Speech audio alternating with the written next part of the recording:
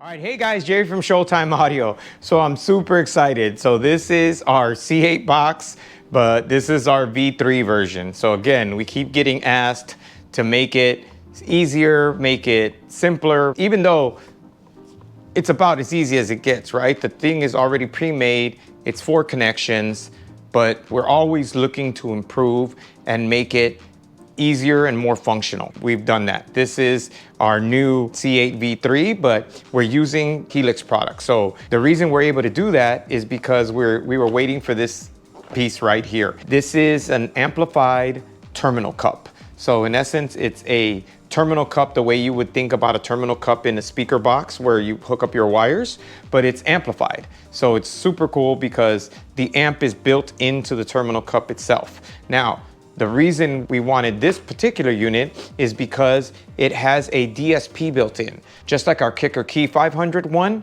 you need something to fix the roll-off or the signal in the C8, because you can do whatever you want, but if you don't fix the signal, you're never gonna get a true output out of your system. So with this DSP, you're able to go in there, fix the input signal, and even fix the output signals, right? So you're able to tailor it. You can hook up a laptop.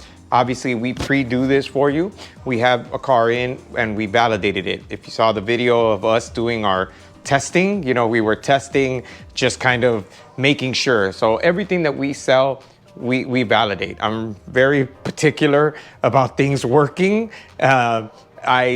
One of my big pet peeves is when I order something from somebody or somewhere and it's plug and play and it's supposed to work and it doesn't, right? So now, one thing is installing it incorrectly, which I've done, but the other thing is it not working after you've done everything that they say you're supposed to do, right? So we validate everything and we make sure. Now, obviously, there's always going to be variables or things like that, but usually if it's a brand new car, we try to get the car in and make sure that it still works, right? So sometimes it's not that it won't work, it's that the car hasn't been validated. In other words, nobody's actually tried it in that vehicle yet because it's too new. So one of the things is, this is 400 by 2. So that's what the amp is called. So it's a 400 watt amp by 2 channels. So it's 200 watts a channel. It'll do around 460 watts max, but that's plenty. If you've seen the video, we're flexing the roof, we're flexing the quarters. I mean, it's super impressive. Now, I will tell you, I was not a believer. So that's why I had to get one in my hand and actually try it. Now, to get that kind of output, you'd want to pair it with their sub. The reason is the way Helix does things is a little different than the traditional car audio. They're using 2 channels and feeding a dual voice coil sub. So the amplifier plugs into each side of the subwoofer. So in essence, it becomes mono, right? But we're feeding each side of the coil. We have it disassembled in essence so that we can pull it out and show you. So first off, this is pretty amazing, right? So it's a terminal cup, but it's also an amplifier. So the speaker wires plug into here. It's gasketed. So once you screw it in, it seals the box, because obviously if it let air out, your box is kind of useless. So the very cool thing about this is it opens up a ton of possibilities for us. We build a lot of these down-firing enclosures. We build a lot of really custom enclosures. This allows us to put a 400 watt amp inside of the enclosure. So now you have your power, your input, and your bass knob, your controller. But it also has the built-in DSP, so you can plug in your DSP and do all your tuning. Again, we pre-tune it, so when you get it, you just literally run the harness and you're done. But so this piece, if you look, we countersunk the box in order. We could have surface mounted it. The woofer, we tested it in our test version. We mounted it in the car, surface mounted, fits no problem. But this looks cooler. And it also just functions better because it gives us a little bit more room between the top of the box and the underside of the C8 Corvette. So it gives us a little bit more ventilation. Okay, so again, this is the Helix, their IK sub. So it's a dual voice coil. So what we've done is So this is the connector that plugs into, just to show you so it's easier. But that plugs into there. So obviously you could, couple ways you can do it. So one would be you would load the sub, pull the connector out, plug it in, and then screw it in. Now, this will all be done, obviously, when you get it, it's ready to go, right? It's literally assembled, the harness is made, you run power and ground to the battery, you hook up 2 wires, done. There's no setup in this one because we preload the tune into the DSP amplifier. But just to show you, so we've soldered on our wires and we have a coil for each, and we just heat shrunk the positives. Now, just because it's very important that you don't mix these up. If you power the coil one way, positive, negative one way, negative, positive the other way, it's gonna be a bad, bad day, okay? So we do this on purpose just for our own sake, and also if you ever have to take it apart, there's no, just like what we do with our power and our ground on our battery, there's no confusion. Red is red, black is black, right? That's it. So I'll show you this. We'll load this up.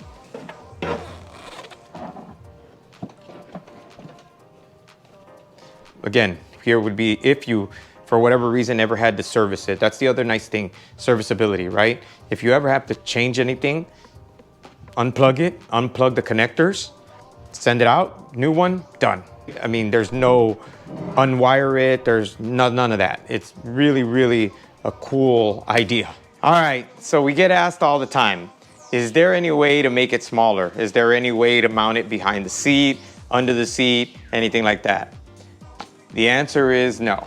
And obviously anything is possible, right? But we've seen enclosures that are behind the seat, and no matter how thin that woofer is, you're still gonna move the seat up probably 4 to 5 inches.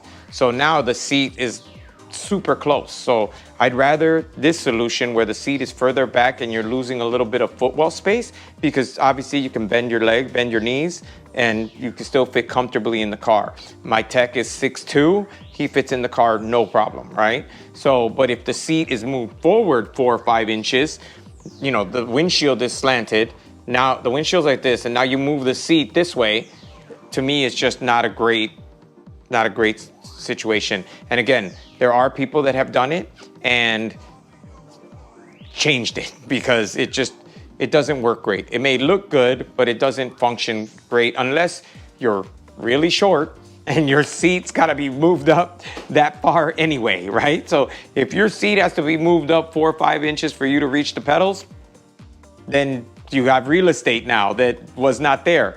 But if you don't, and you like to have your seat leaned back, or scooted back, then you definitely, this is a better solution. Under the seat, there is no real estate. I mean, there is no, unless you're cutting out the floor of your C8, I don't know why you would do that, or lifting the seat, again, not a good solution because there's not a lot of headroom in that vehicle. So this is why we chose the footwell sub, because it is the best solution for that vehicle. All right, so one of the main comments we get is people love that you can just remove it, right? So that's the thing, and this takes that to the next level, right? So now you can remove it in essence completely other than the wiring, right? So with our other setups, the amplifier stays. Now it stays behind the scenes. If you pull the box, you can't see it unless you disassemble the car. But with this version, the box and the electronics are completely out. The only thing that's still in the vehicle is obviously your power wire, your signal, and your bass knob, right? But there is no electronics. So if there's ever an issue or a problem, or the dealer wants to say that, you know, your subwoofer box made your transmission fall out, you can unplug it, remove it, and okay, try again, right? The box isn't in the car, there's no electronics in the car, the wiring is still there, but if you know anything about wiring, it just runs to a plug, which is a dead end. It's not connected to anything. So we get the question that it makes it look like your knees are gonna be up against the glove, up by the glove box. Now, obviously, yes, your knees are gonna be bent, so depending on how tall you are, is how high your knees are gonna sit, right?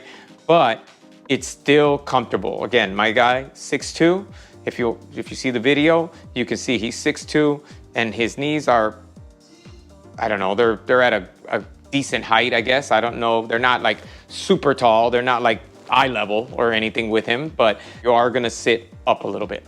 All right, so a lot of times we get asked, will this affect any of the electronics in the vehicle, right? Because you have a magnet from a woofer near some modules or some things that live in that space. At least to date, we've had no issues. Now, a lot of times in the vehicles, those components are protected, right? They're protected, they're shielded. In this case, there's even a metal plate before you get to the electronics behind it. So we've been asked, have you tried firing it forward or down, right?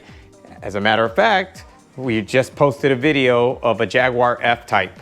If you want, check that video out. It is possible, but we do have to get the vehicle back in and we have to redesign it. Now, on that particular case, we would also have to relocate the module and you'd have to redesign the enclosure. So that is a possibility. We are looking into that, but that's way more involved than, let's say, this, where it's easily removable. That would not be. It would be more permanent, or you would have to do some more permanent modifications to the vehicle. And our biggest thing is we want everything to be reversible, right? If the client doesn't mind, we have absolutely no problem, but that would definitely be probably a car that either here or a car that gets shipped to us. So who's this for? Who would benefit? Who would enjoy this?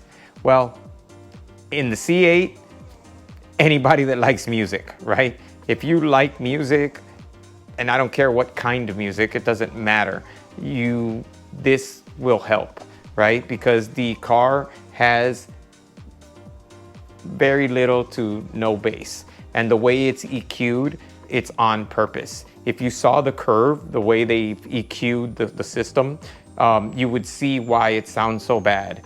In essence, they're boosting one frequency and kind of just hollowing out everything else. So it sounds very odd at best. I don't know how else to explain it.